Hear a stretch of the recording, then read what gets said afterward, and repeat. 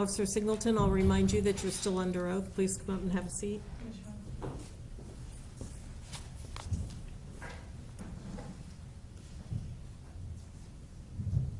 You may inquire.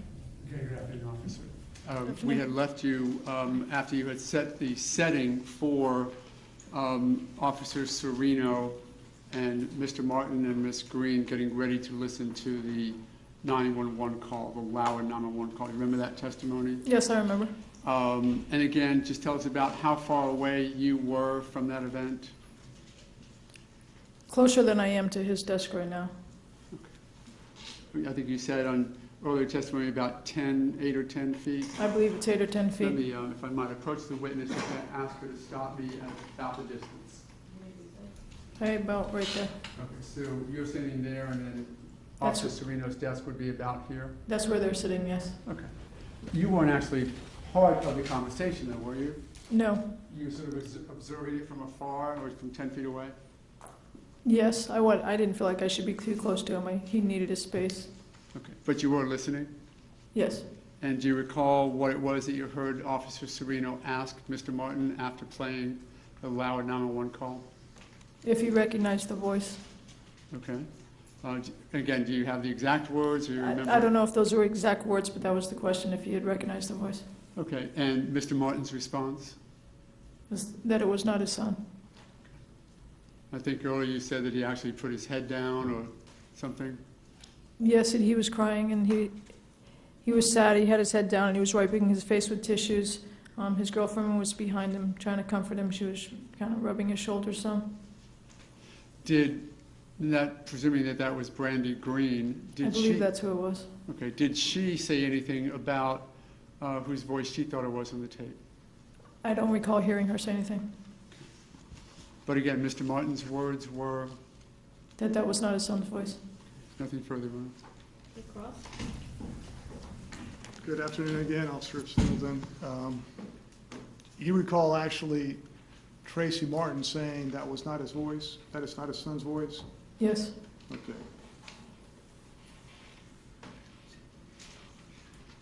And you clearly heard him say those words? I don't know his exact words, but he was telling us that it was not his, or he was telling Chris that it was not his son's voice that was screaming for help. I mean, he said words, in other words, like you're saying? Yes. Okay. And then after that, he put his head down, is what you're saying? I think it was even while listening to it Okay. that he was already crying, because you could hear the gunshot. And so, obviously, you were sensitive of that too, the fact that they were playing this recording to the father of the person that's being shot on the tape, correct? Yes, I was choked up myself. I had to stand back, and I felt, I could feel how he must feel, because I have children, and I was choked up by it, and I felt horrible for him. And you could see that and sense that in Mr. Martin? Yes. Okay. And now, were you there for the playing of all the recordings, or just part of it?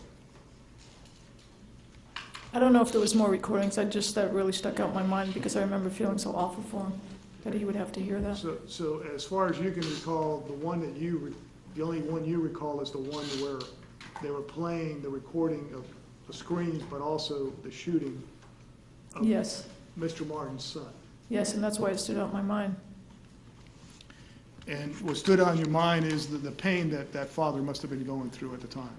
Yes, to know that he was hearing the sound that ended his son's life was tough to watch. And did he, in your opinion, react as any grieving father would react? Yes, he was very sad. Now, he didn't get up and start screaming or anything, correct? He just basically put his head down and just started crying, right? He was, I could see him wiping tears from his eyes. And I mean, he didn't lose it. I'm sure he was trying to hold himself together, and he's in the middle of the police department. But you could see that he was upset, of course. And as you indicated, even while you were doing it, even from a distance away, it was hard for you to listen to that, correct? Yes, and I had already heard it.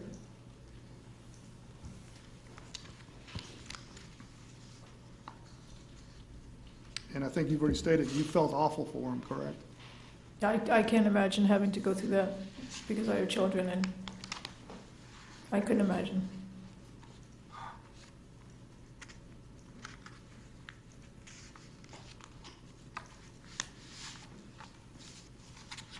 Thank you, ma'am. Redirect. Mr. Martin to go through. Is there any doubt in your mind that he had said that that was not his son's voice that he heard screaming? No, there's no doubt that he was telling us that that didn't sound like his son to him. Nothing further. May Officer Singleton be excused? Yes, Your Honor. Subject to recall. You're excused, subject to being recalled. Next witness, please. Defense would call Adam Pollock. Yes, you may.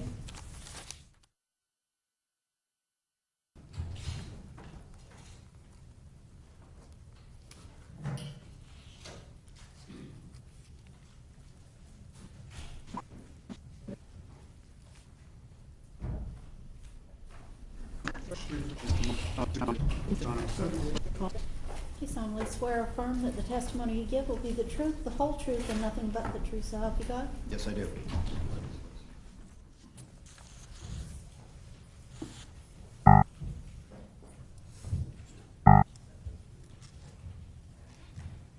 You may proceed. Good afternoon, sir. State your name, please, Adam Pollock. and your occupation. I own a gym and I'm a trainer.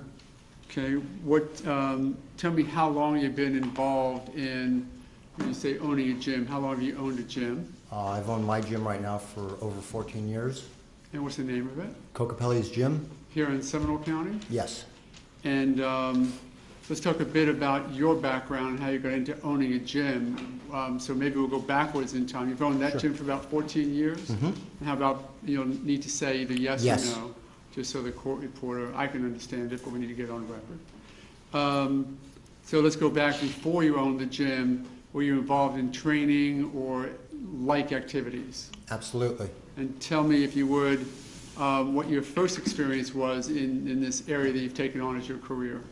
I started in the gyms at about 4 years old, and I've been in the gyms my entire life. I started as a competitive athlete and worked into a trainer, and that eventually led into being a gym owner, and it's kind of worked its way. That's what I do now. Okay, when you say competitive athlete, tell us a bit more about what that means. I started off as a child playing a variety of competitive sports, including soccer, basketball, racquetball. I actually toured for a while as a pro in racquetball, fighting for boxing and Muay Thai. Tell me, let's focus then on the experience you've had in fighting, and tell me about that. I've been involved in fight training for a majority of my life. I started competing regularly after about 18, and I did that for quite a few years. What type of competing are you speaking of? For Muay Thai work. And explain, if you would, to the Kickboxing. jury what that is for those of us who don't know.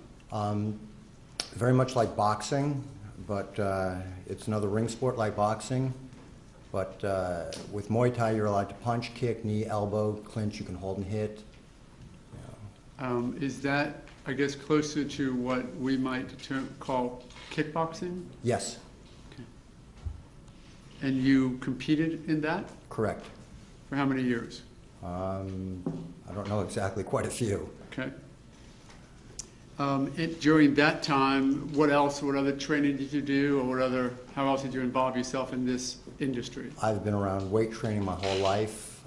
My brother's a former Mr. USA and a nationally ranked bodybuilder and powerlifter. So I just grew up in the gym. So I have a fairly extensive background, as far as the weight training, and I also have a background with competitive kettlebell lifting. Okay. Have you ever assisted in other activities around the ring or for other fighters who are in the ring? Absolutely. What would that include? I've worked corners for many, both amateur and professional fighters, for all different levels of competition. What does working the corner mean? When you take the fighter to compete, somebody has to take care of the athlete. So when they come back to the corner between rounds, we're actually preparing them to go out to compete, And then when they come back to the corner between rounds, you have to go and make sure to give them water, any type of cuts, bruising, icing, etc. You have to address accordingly, in a very short period of time, and then send them back out to do the next round. If I asked you to guesstimate how many times you were a corner man, Too many to count. okay? And this is again during the same time that you've been involved in this industry, both doing Muay Thai training and competing and other fighting? Oh, yeah. Yeah, this has been consistent over the last 20 plus years. If I was to say the term MMA to you, what would you interpret that to mean? Mixed martial arts, which is a competitive fighting sport that has gotten extremely popular recently. And is that the stuff that we see if we watch such things on TV, where you see sort of almost a mix of kickboxing, regular boxing, and whatever else you can do? Yes, in mixed martial arts, it's basically you can do almost an amalgamation of boxing, kickboxing, wrestling, jiu-jitsu, submission grappling, to where you can punch, kick, etc. And then when you get onto the ground, you can work submission holds, chokes, arm locks, leg locks, things of that nature. Okay.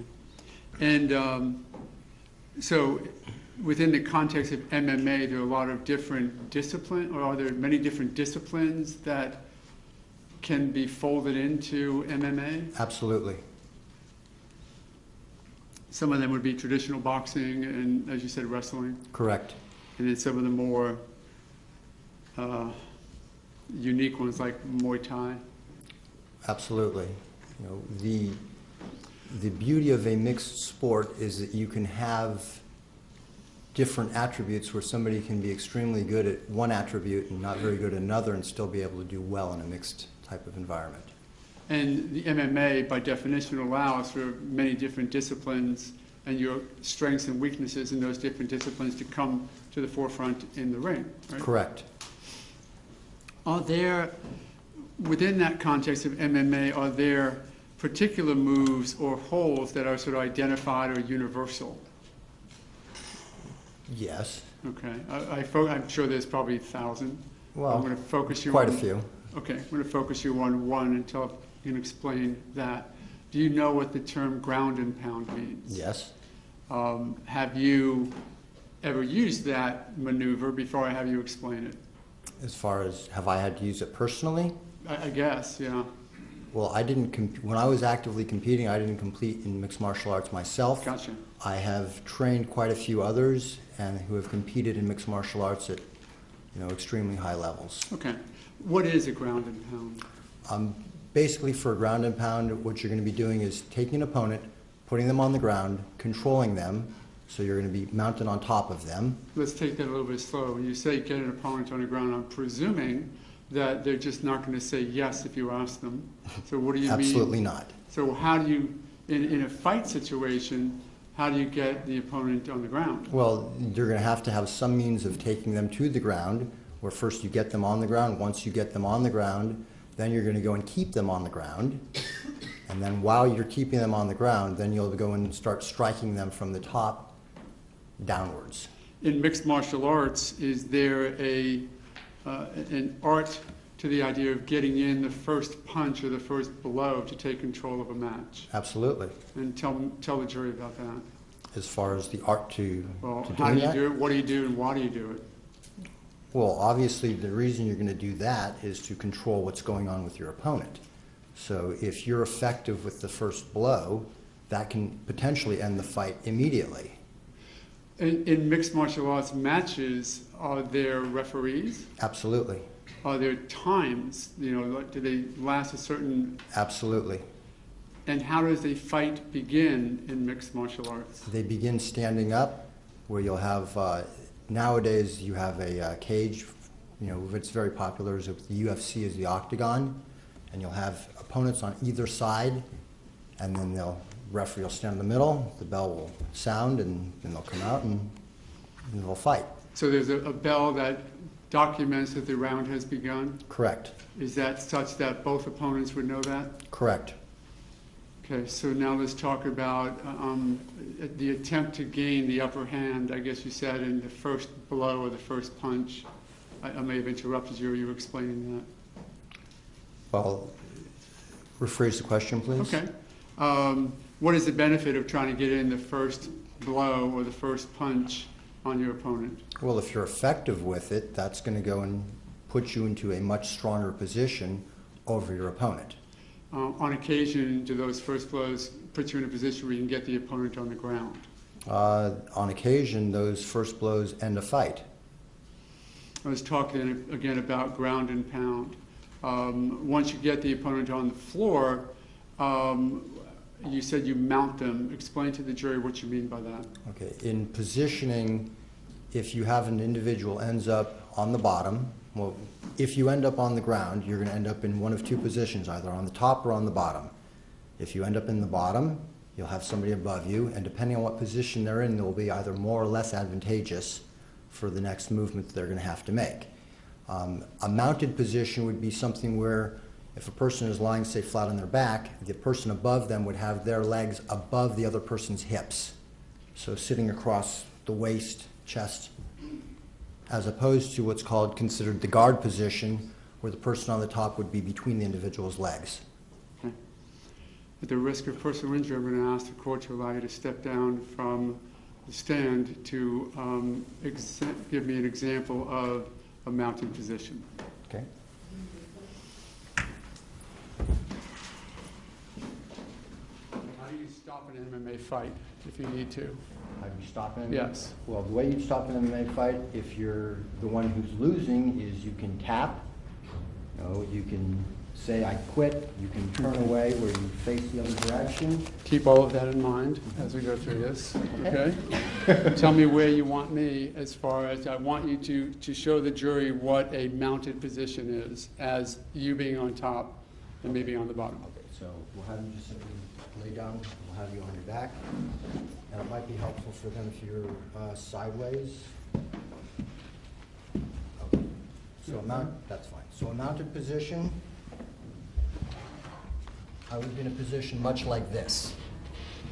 And you said a moment ago that your legs are outside of my hips, correct? Right, as opposed to a guard position where I would be between his legs, which would be much more of this nature, where here he's going to be able to use his hands and his legs and his arms to defend. Here he's not going to have the same ability to use the hands and legs to defend. Here he'd only be able to use his hands, and he'd be impaired somewhat because I'm going to have both my hands and legs available. Now, if you go to the mounted position again for a moment and tell me why that is a more powerful position. Well, here I've got a scenario where there's a lot more that I can do to him than what he can do to me. Where you can see in the other scenario, there's more he can do to defend, to escape, to get out of that position. And while I'm here, how can a person on the bottom attempt to get out from a situation like this? There's a number of different things a person can do. One of them would be to attempt to pull the person down to bridge and roll over. Another one would be to attempt to escape your hips, which is similar to what's called shrimping. Sorry, called what? Shrimping. Or basically you get on your side, push one of my knees down, try to get your hips out, to get your leg around, to put me back into a position where I would be in what's called the guard. Okay, tap. And tapping, you get it. Thank you. Yes, sir. Thank you. Yep. Sir. Return back. Take your seat. Thanks, sir. Why, just so we're clear, is the mounted position a powerful position when you're in a fight? Well, first and foremost, you're on the top. And when you're on the top, you have gravity working for you. So if you strike downward, it's going to be extremely effective comparatively to trying to punch up in the air.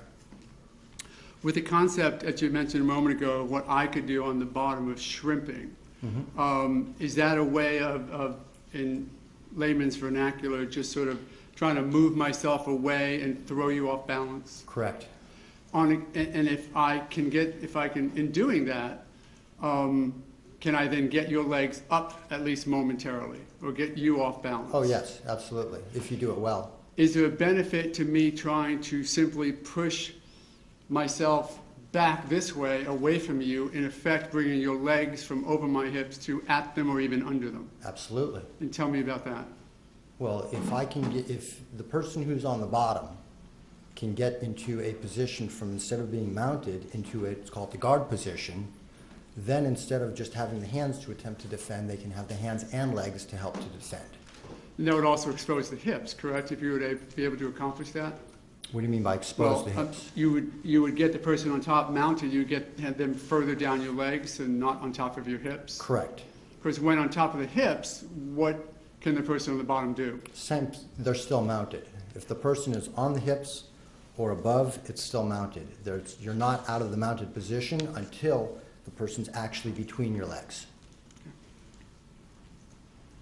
And then when in a mounted position, then is that where a ground and pound can occur? Is Correct. that part of it? Correct.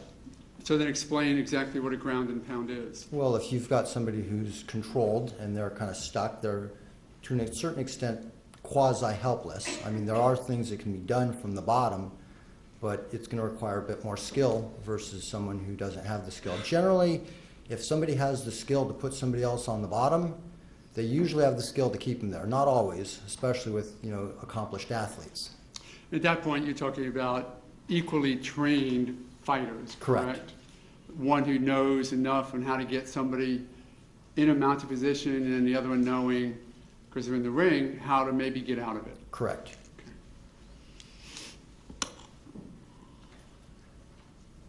Let's talk a bit more now about Mr. Zimmerman. You know him, do you not? Absolutely. And do you I recall do. when you first met him? Yes. About when was that? That would have been, I want to say, roughly October of 2010. Okay. And he came to your gym? Correct. And what did he come to your gym for? He came to the gym to lose weight and to get into shape. And did you assist him in that regard? Absolutely. How so? I put him on a program where we trained him and we gave him a diet to help him to lose weight and get into shape. Okay. And can you tell the jury then the regimen that you initially came up with for him, both diet and exercise? Sure. And how that was accomplished? We started off, as far as his exercise regime, we started him off with grappling based upon his work and school schedule because of availability. And when we offered the particular classes, we have different classes at different hours of the day, and those particular classes worked for his schedule. So did he pick his classes then based upon his school and work schedule? Yes. It wasn't because he wanted to learn one particular form or idea over the other? No, I believe when he first came to me, I actually wanted to learn how to box, but the scheduling wasn't available for that, so he chose grappling instead, because that was available. If you would explain to the jury, we may have a little bit here, but explain to the jury what grappling, how you define it, what that is. How I define grappling? Yes. In layman's terms? Yes. Think of it much like wrestling, only with wrestling the purpose is to pin the person on the ground. With submission grappling, the goal is for submissions, chokes, arm locks, leg locks, basically make the person say uncle, if you will. Okay. And any particular moves that you learn within grappling to accomplish that? Absolutely. And can you give us some? And describe them a bit so that they're Sure. not just words. There's going to be positioning moves to learn how to control your opponent and how to avoid being controlled. Things like shrimping, bridging, side control, how to go and control your base so that you're able to go and move your hips appropriately. And then, of course, you're going to get into, submissions, chokes, arm locks, leg locks, things of that nature. Did you said that Mr. Zimmerman involved himself in grappling? Correct. Do you recall about how long that training was, how many hours per week or month? Well, we had the grappling classes were only offered 4 days a week, and for the most part, I think he may have trained 2 to 3 days a week at the most. Okay. And how long were those classes? How long is a normal training session? Yes. Normal training sessions are 2 hours long. Okay. And did you sort of supervise seeing how he was doing in the grappling? Well, I supervise all of it. Okay. Then tell the jury, if you would, just how accomplished he was at grappling. He wasn't. He was a ranked beginner. And what do you mean by that? Well, there's a difference between an accomplished athlete and somebody who's there who's just not physically an accomplished individual. Look, if you look at a professional athlete in any sport, it's really easy to say, well, this guy's just done, a certain amount of work, but there's also a certain amount of predisposition that they have of athleticism, strength, that kind of feeds for that, and then the more they train, the better they get, and the stronger they get, and the faster they get, and things of that nature. So it's, let's say we figured a scale of 1 to 10. If you start off on a scale of 1, you're going to do a lot more work to get to 10. If you start off on a scale of 5, because you've done a bunch of work previously, there's less work it's going to take to get you to 10 comparatively. Okay. Usually when you see an accomplished athlete, you know, when they come into a gym, they've already had a history as a child of all kinds of athletics that they've been exposed to. And if you have an adult that hasn't had that type of background exposure, they're going to have a bit more work, and they're probably never going to get to the same degree of accomplishment that somebody who had that childhood background has had. Along that scale of 1 to 10, when George Zimmerman first got to you, what number would you assign to his abilities? 0.5. Less than a 1. Yes. After, I'm going to sort of fast forward, as a grappler, having been through, well, let me ask this. Tell us about the length of time where Mr. Zimmerman was involved with your gym.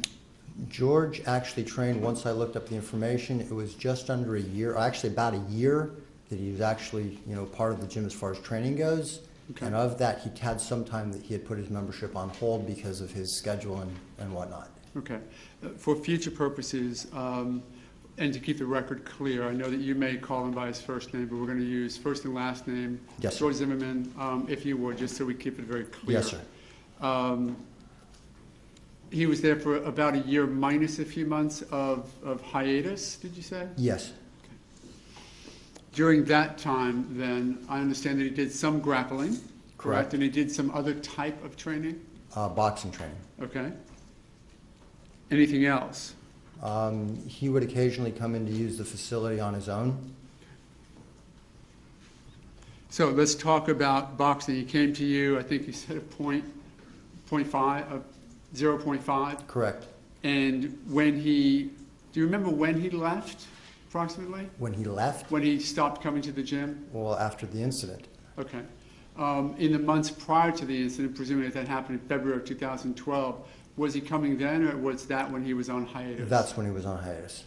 So going back in time, do you know about the last time he was at the gym? I don't have an exact date because I don't keep those records necessarily. He had asked me, I want to say, to put his account on hold for November, December, and he might have just started coming back in, January-ish. Of 2012, meaning that his account was on Correct. hiatus in 2011, November? The end of 2011. Okay.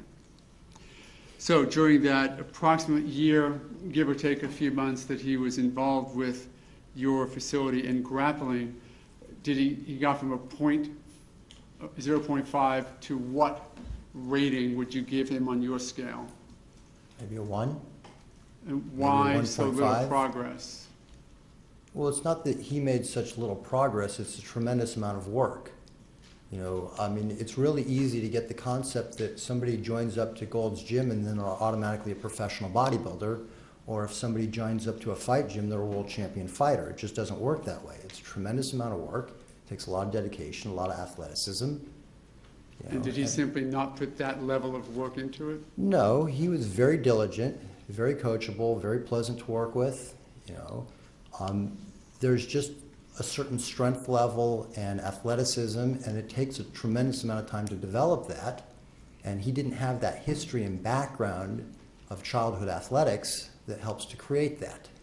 So on a similar scale, if you would, not in the grappling environment, but just in general athleticism, I think you've identified that you have a feel for where people fit in their abilities based upon their history and athleticism.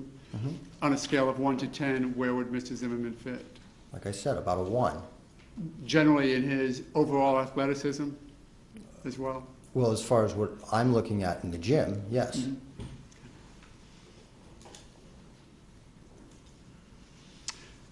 Let's talk then about his proficiency in the boxing that he took. Mm-hmm. First of all, tell us what it is, what you do when you start out, and what you progress to as you learn more about boxing. Okay. The way we first start in my facility is we start just simply getting proficient within your own body. So if you don't have control of your body, it's going to make sure it's not going to really facilitate other things working well. So if I started somebody in the boxing ring sparring right off the bat before they know how to punch or defend or move, that's going to produce a pretty unpleasant result. So instead of creating that type of situation where it's a liability and people are just getting damaged, we'll start off learning how to control their body. Calisthenics, footwork, ab work, just learning structural integrity and aligning their frame. Okay. At the beginning. And tell me then how Mrs. Zimmerman came to you in the beginning, again on a sort of scale of 1 to 10 as far as his boxing proficiency? Like 0.5. Okay. And what did he do then along the way to progress? He basically just took the normal classes that we offered, and he was diligent about training and working hard. I mean, he was a hard worker, but even a hard worker, without having some of that background, it's still going to take a certain amount of time of development. I've had guys that start off with tremendous levels of athleticism, and they can get themselves to a fighting level generally within about a year, sometimes 2, to actually be a skilled competitor. Because I don't throw people in the ring. There are some gyms that they'll throw somebody in the ring. They've been there for a couple of weeks. They'll just throw them in there. If the person gets hurt, well, too bad for that person. I don't do that. So if somebody's not skilled, they don't get in the ring. That's all there is to it. Did Mrs. Zimmerman ever get in the ring? No, Why not? because he wasn't skilled enough for that. Mr. Zimmerman, worked diligently at learning how to control his body better than what he had. And, the steps that we'll start off with all those calisthenics, then we'll put a person on the heavy bag where they'll start to learn how to throw a punch with shadow boxing and heavy bag work. And once they get proficient with that, then we'll start pairing them up with a partner for doing defensive counters where somebody would throw a punch at them and they learn how to go and defend the punch, catching, parrying, redirecting, leverage stopping, etc. And then once they got proficient with that, then we'll start learning how to move with slipping and weaving and shuffling and putting some real movement to it. And what point did George Zimmerman get to in that training sort of progression? He never got off shadow boxing and hitting the heavy bag and learning how to punch. So tell me or explain to the jury what that means. He's still learning how to punch. He didn't know how to really effectively punch. And what is hitting the heavy bag? You have a heavy bag, you stand in front of it, you get your hands wrapped up, you put on some bag gloves, and you punch the bag. And learning how to have proper biomechanics to use your frame appropriately so you're not going to, to deliver some power to the target without hurting your hands or elbows or shoulders or things of that nature. Did he ever get to progress to the point where he could box somebody else? Absolutely not. And why, you may have just answered this, I apologize, but why would you not let him get to that point, or why did he not get to that point? It's not a matter of me not letting him get to that point. It's a matter of him simply being physically accomplished to do that. If somebody's not physically accomplished to do that, I'm not going to put them in harm's way. Did he ever do any, and I think your answer was the same, what was his progression then from the .05? What did he progress to as a boxer?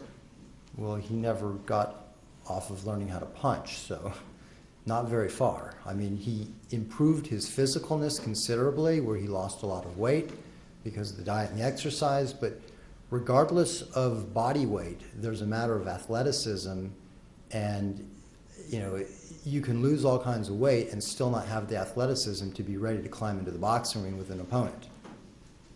When he came to your gym, was he grossly obese? Absolutely. And was that a main focus of his workout regimen? That was the main focus of why he was there, is to lose weight and to get into better shape. And was he, in fact, at least accomplishing that? Absolutely. And he was doing very well with that. And could you tell what part of that, to the extent that you were aware of it, what part of that was dietary changes and what part of that was the exercise program? It's both. Did he try any other, I'm going to call them disciplines? You had mentioned, I think you had mentioned Muay Thai or anything like that. Did he ever endeavor into any of that? Well, with Muay Thai in my facility, if you can't box, you're not going to learn how to kickbox. You're going to have to learn how to punch before we're going to learn how to kick. So they would go step by step once again. So he never got to a point to where I would start him on learning how to kick because he still didn't have a handle on punching.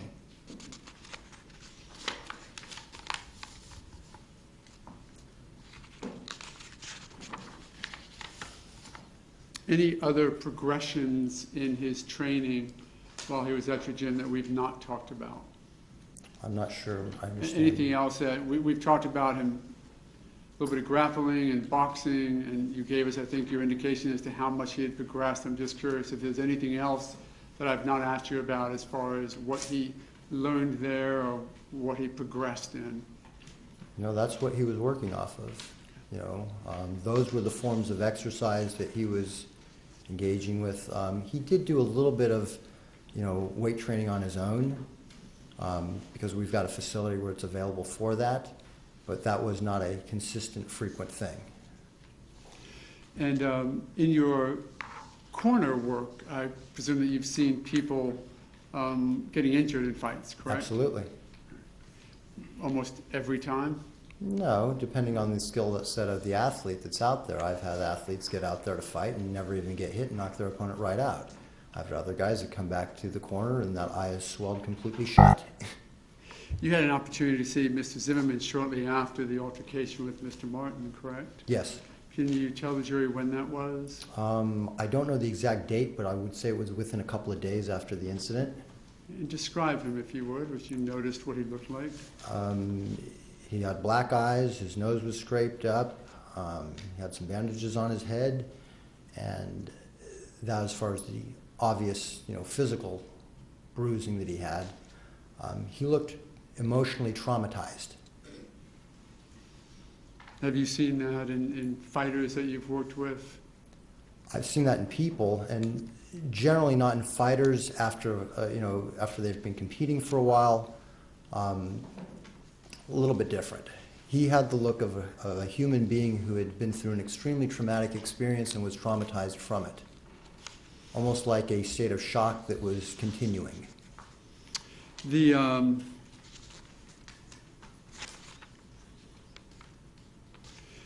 Did he have a conversation with you where he discussed shrimping in regards to this event? Yes, he did. What was that? When he came,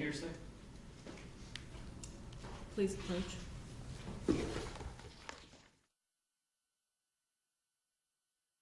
Back in.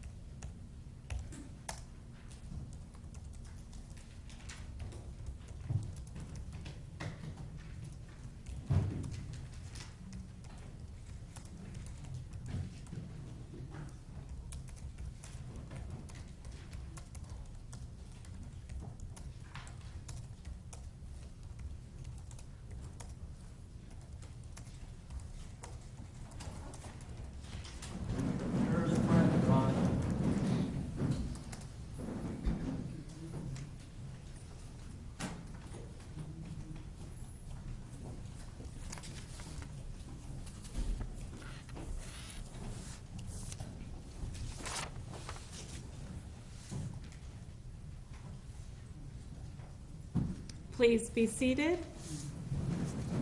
Mr. O'Mara, call your next witness, please. Defense would call Tracy Martin, Your Honor.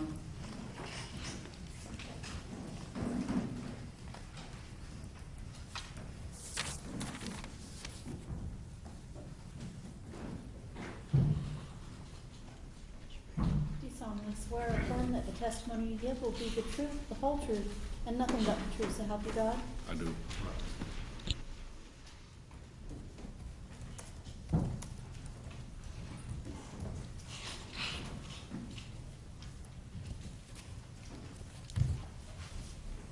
You may proceed. Good afternoon, sir. Good afternoon.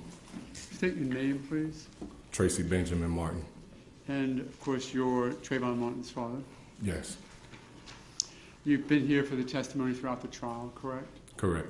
Including today when we had a couple of officers testifying about an event where you had gone to meet with investigator Chris Serino at Sanford Police Department. Do you Correct. remember that? Yes. Do you remember the event itself, having gone down there? I believe you went with Brandy Green? Yes. Okay. Did you have a conversation with Officer Serino about why he wanted you down at the station? Yeah, initially, we were going down to the police department to make sure that he had verified that Trayvon had been identified. Detective Serino didn't bring me to the station. I actually went to the station myself. Okay. With Miss Green? Correct. And at some point, you did go back to his sort of office cubicle area and listen to some tapes, is that correct? Correct. My understanding is, from my knowledge of the discovery, was that you listened to a number of tapes, one of which was the tape that we're identifying as the Lauer 911 call, correct? Yes. And he did play that for you? Yes. And were you listening to it as he played it for you? Yes.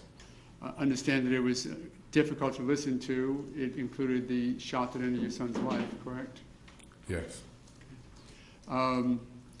At the end of that tape, do you recall Officer Serino asking you whether or not you could identify your son's voice? Not those exact words, but something to that nature, yes. Okay. Do you recall the words as best you can recall that he used? As best as I recall, after he played the tape, he basically just said, "Do you recognize the voice?" And what was your response? My response was just simply, I didn't tell him that I didn't know. I didn't tell him, no, that wasn't Trayvon. I think the chairs had wheels on them, and I kind of pushed away from the table and just kind of shook my head and said, "I can't tell." So your words were, "I can't tell." Something to that effect, but I never said, no, that wasn't my son's voice. You heard Officer Serino testify that you said no, correct? Correct. And you heard Officer Singleton also testify that she was about 8 or 10 feet, and she heard you say no, or an indication that you acknowledged it was not Trayvon's voice. Is that correct? Before Officer Singleton even testified, the first time Officer Singleton testified, that was the first time I ever seen her. I had no idea that she was even in the vicinity. Right, you didn't notice her there, correct? No. But you heard her testify that she heard you, correct? Yes, I heard her testify. As you were here today. I heard her testify to that, but I didn't see her in the room. Okay. Did you ever say to anyone, did you ever ask to hear the tape a second time? Not at that moment, no. Did you ever tell anybody that you had listened to a cleaned up version of the tape and were then able to identify the voice on it? What do you mean cleaned up version? I'm asking you, sir. To my knowledge, the tape that I listened to is the same tape that's circulating. That's the only tape I know of. I have no knowledge of a cleaned up version. Okay. So the question then is, did you ever tell anybody, your attorney or anybody else? I never told anyone that I listened to a cleaned up version of the tape. Okay. Or an enhanced version? I have no knowledge of an enhanced version. Did you ever tell Sabrina Fulton, your ex-wife, that you had listened to the tape at Officer Serino's desk? I hadn't told her, no. Was there any reason why you didn't give her that information? There was a lot of stuff going on. We had just buried our son. A lot of emotions, and you just don't think of every little detail that you've been through. It was a tragic and still is a tragic time for us. So just to answer your question, did I tell Ms. Fulton that I listened to the tape? No, I didn't. Now, you were at the mayor's office when the tape was played to the entire family, correct? Correct. And you were there as well, listening to the tape? Yes. Did you ever take an opportunity to tell Ms. Fulton or any of the other family members before the tape was played what they were going to hear? No, I didn't. Is there any reason why you didn't advise them of that? I'm sure they were aware of what we were doing at the mayor's office, so there was no reason for me to confirm. In fact, that we were there to listen to the tapes. And was it at that time in the room with everybody else? Or what did you say about the tape when you listened to it that time in the mayor's office? What do you mean, what did I say? Did you acknowledge anything about the tape to anybody? After listening to the tape for maybe 20 times, I said I knew that it was Trayvon's voice. I didn't direct that towards any family members. Matter of fact, I think the family members had started leaving out the room. It was too much for them. They couldn't take it. And I just decided to sit there and listen to it. Had you listened to the tape between the time that Officer Serino played it for you on about the 28th of February and about the 16th of March when you heard it in the mayor's office? No, listened to it in Detective Serino's cubicle and then again in the mayor's office. Okay, no time in between? No. Have a moment, Your Honor?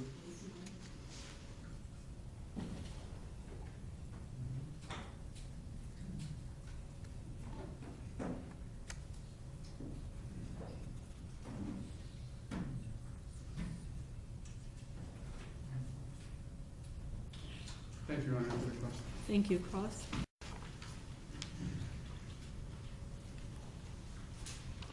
Martin, even at this time, is it hard for you to believe that your son is not longer living? It's very difficult to believe that Trayvon's not living. Okay. As I said over and over, that was my best friend in life, and to have him gone is tragic. You were asked two areas that I want to cover with you that Mr. O'Mara asked you about. The 911 call that you heard, or the calls, the recordings that you heard at SPD, or Sanford Police Department. You remember going there? Yes. Now, in terms of this jury understanding the context, that your son was killed late evening Sunday, February 26th. And you would have gone over to the Sanford Police Department the morning of the I believe it was the 28th. Do you recall that? Yes. And I believe also you really found out your son was dead at some point, actually the 27th. Is that true? That Correct. Monday? Yes. Okay. And was it still hard for you to believe that your son was dead? It's still hard to this day that he's dead. Okay. And officers had come to your house, I believe, on the 27th and told you that your son was dead, right? First, they wanted to verify that that was your son, in terms because he didn't have a ID with him, so they wanted for you to verify that he was the person that they found out in the courtyard of that retreat at Twin Lakes where Brandy Green lived, right? Correct. Okay. And I gather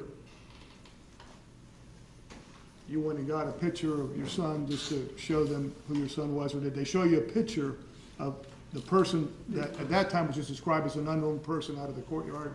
They showed you a picture of a body there on the ground, correct? Check, Your Honor. May we approach? Yes.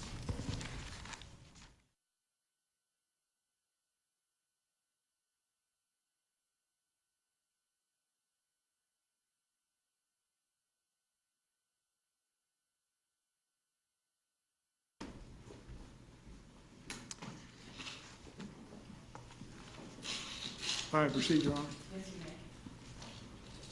Mr. Martin, I was asking you about the 27th. Detective Serino, or Investigator Serino, had come and showed you a photograph. Is that correct? And you identified it as being your son, correct? Correct. Okay. Now we move to the 28th, where they asked you to go down to the police station, correct? Correct. And you go down with fiance at the time, Brandy Green, correct? Correct. Okay. And at that time, they played several recordings to you, correct? Yeah, they played a series of the 911 calls. Okay. And these were calls where neighbors that had called in regarding what you now knew was the death of your son, correct? Correct. Right? And the recordings were of people calling and explaining that somebody had been shot, and I'm sure you listened to the person now identified as Ms. Gordika, the lady who went hysterical in the 911 call. You were listening to all that, is what I'm saying. To my recollection, I don't think Detective Sereno played each call in its entirety. Okay. He played some of the, to my knowledge, he played some of each call leading up to the last call with the fatal shot. All right. So they played the call then of the cries for help, and then you actually hear a shot. Is that correct? Correct. Okay. And am I safe to assume that you still at that time were in denial in the sense of not wanting to believe that your son was dead? Correct. Okay. And this was an emotional time for you. Would that be fair to say? Very Your Honor, emotional. I must object and refer to the Then give court's, me your, your previous ruling. okay, we're now on to the day of the phone calls being played overruled. This was a very emotional time for you while this was going on in terms of, I'm talking about the day the recording was played for you at the Sanford Police Department, correct? Correct. Okay.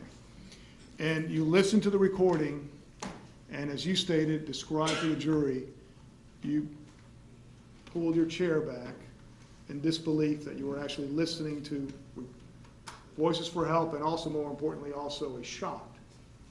Correct. You realized that that was the shot. That killed my son, yes.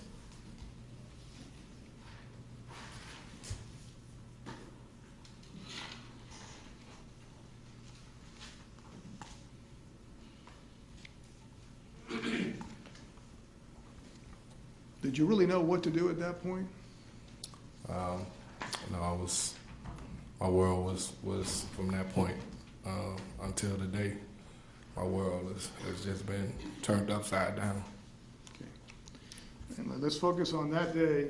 Then, after you heard the cries for help, or the recording that's been referred to as a Lauer recording, and then also the shot, at that same time, or right there, Investigator Sereno asked you about the recording, if you could recognize the voice, correct? Correct. Okay. And I'm assuming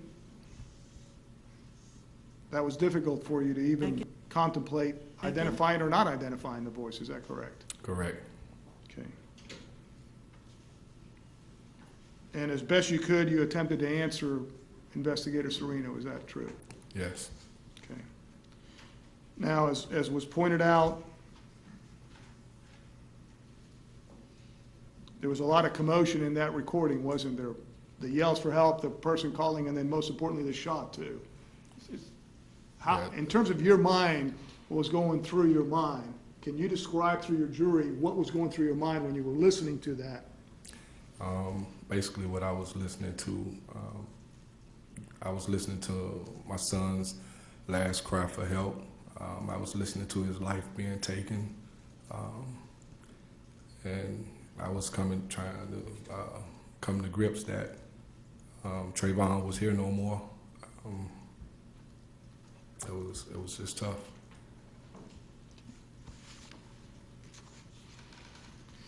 And as Mr. O'Mara pointed out, subsequent time you were present when that recording was played again at the mayor's office. Is that correct? Correct. Okay. And I believe your former wife, Ms. Fulton, was present, correct? Correct. Okay.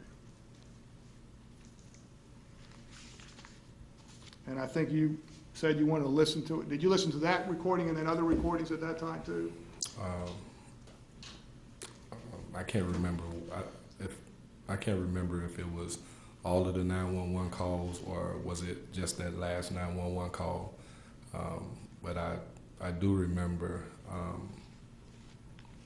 that I took whole control of the mouse or the clicker or whatever it was that they had, and I was able to rewind that same tape over and over again.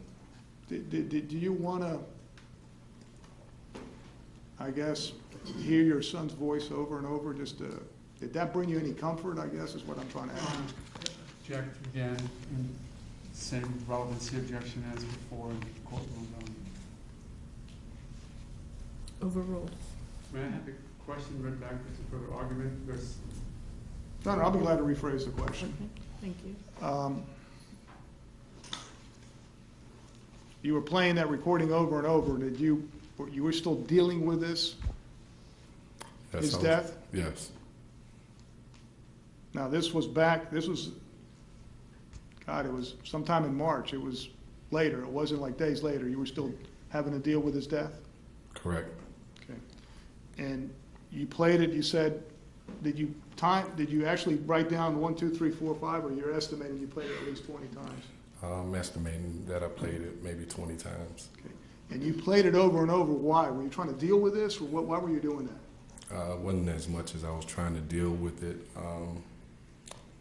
I was just trying to figure out on the night of February 26, 2012, why did the defendant get out of his vehicle and chase my son?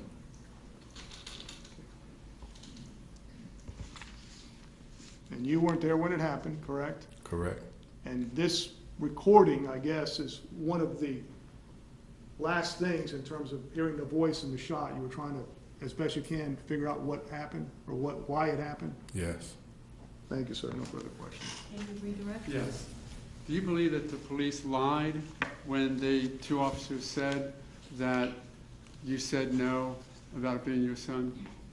Objection, Your Honor, is improper about what somebody else is saying. Foundation question for another one, Your Honor. I think it's necessary. Well, you have to rephrase your question because it's not proper to Okay. have a witness comment on another witness. I'll do it this way then. Did you ever instruct your attorney, Ben Crump? You didn't have Ben Crump when you listened to the tape on the 27th, or the 28th, did you? He No. was not your attorney at that point? No, it wasn't. Later, did you instruct him to say that the police lied when they said that you couldn't tell, when they said that you had said no about it being your son's voice? Did you instruct your lawyer to say that? I never instructed anyone to say anything. You never instructed Ben Crump to say that the police had lied about that? I never instructed anyone to say anything. Did you instruct your lawyer, Ben Crump, to say that the audio has since been cleared up and now you can hear it better? No, I didn't. Nothing further, Your Honor. Thank you. May Mr. Martin be excused? Yes, Your Honor. Subject to recall, obviously. Okay, Mr. O'Meara, may Mr. Martin step down? Certainly. Okay, thank you, sir. Chief Bill Lee, Your Honor. Okay.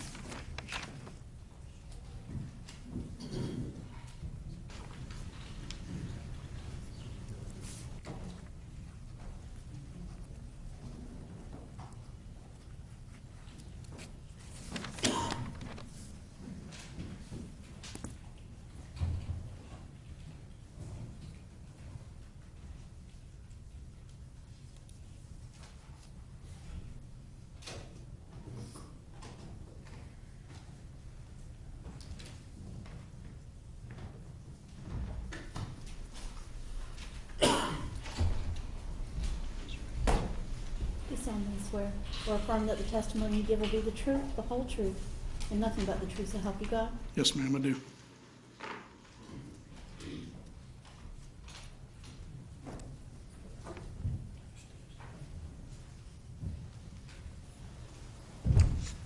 You may inquire. Thank you, Your Honor. Afternoon, sir. State your name, please.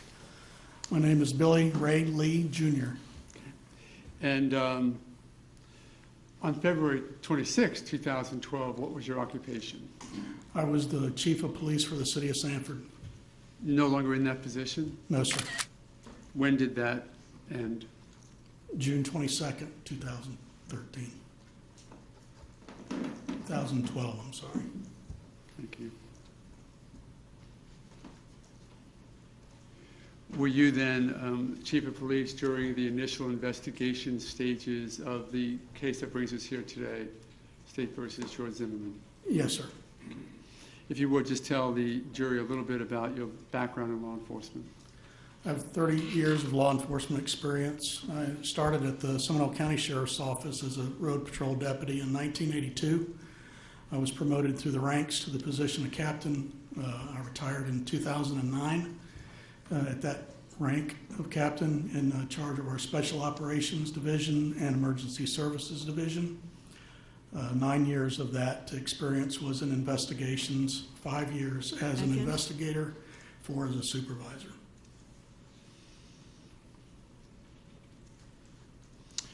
And where'd you grow up? I was born and raised in Sanford. It's your hometown? Yes, sir. Did becoming chief of Sanford Police Department then be sort of a pinnacle in your career for its law enforcement? Yes, it was. How long were you with Sanford PD as its chief? I'm sorry. How long were you with Sanford PD as its chief? From May of 2011 to June of 2012. Did you say that you came out of retirement in order to take that position? I retired from the Seminole County Sheriff's Office and took a position with Seminole State College as their director of the Center for Public Safety. We provided training, certificate training in the areas of law enforcement, corrections, firefighting, and paramedic and EMT services, and also a 2-year degree program in each of those disciplines. And were you then sort of recruited from that teaching position to get reactivated in law enforcement as the chief of Sanford PD? That position came available while I was still at the Sheriff's Office, and I applied for that.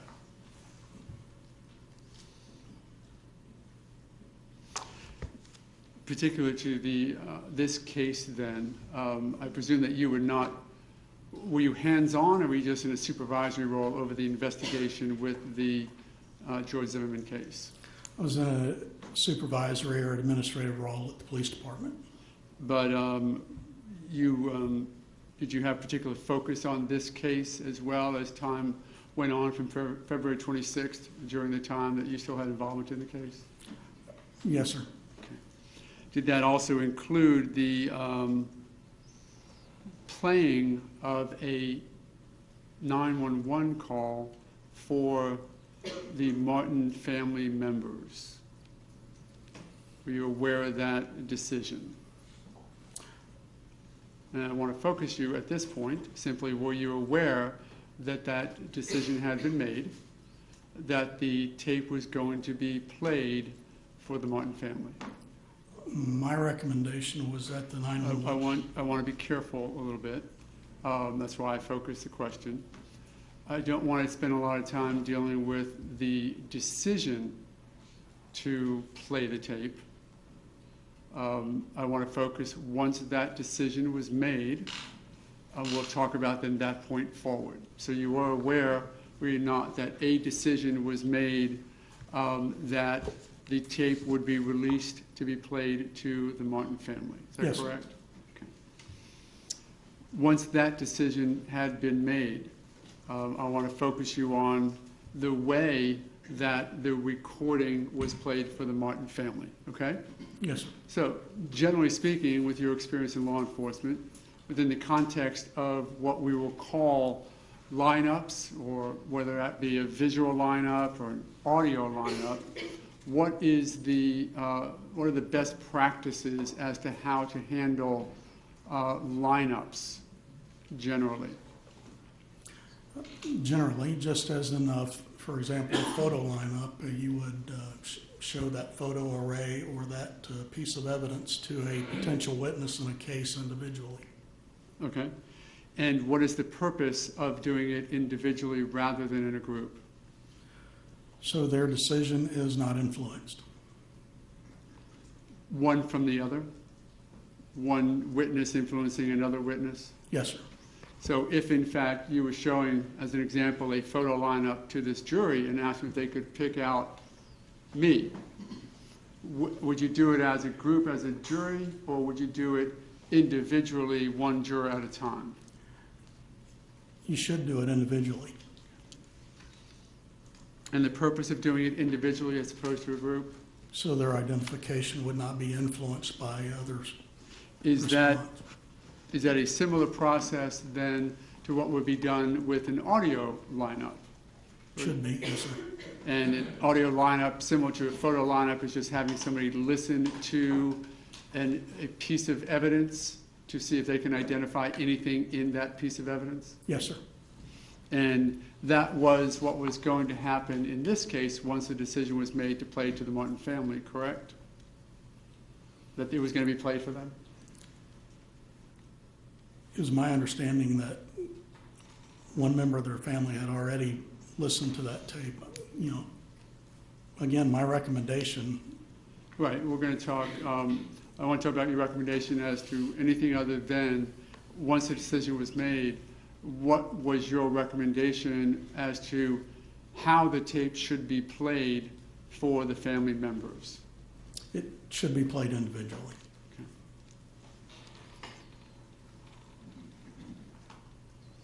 Do you know the result of how it was played? Was it played individually or as a group? It's my understanding it was played in a group setting in the mayor's office. Was law enforcement present? No, sir.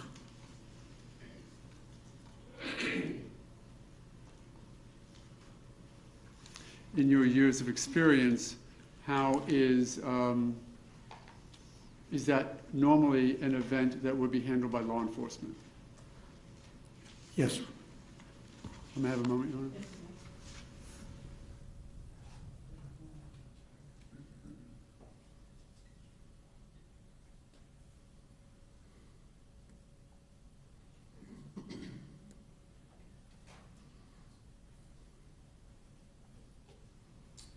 In this particular case, then, did you ask to be present during the time that the recording was to be played by for the family? I offered to be present. Yes, sir. And was that accepted? No, sir. Were you excluded from the room? Yes, sir. Nothing further, Your Honor. Thank you. Cross?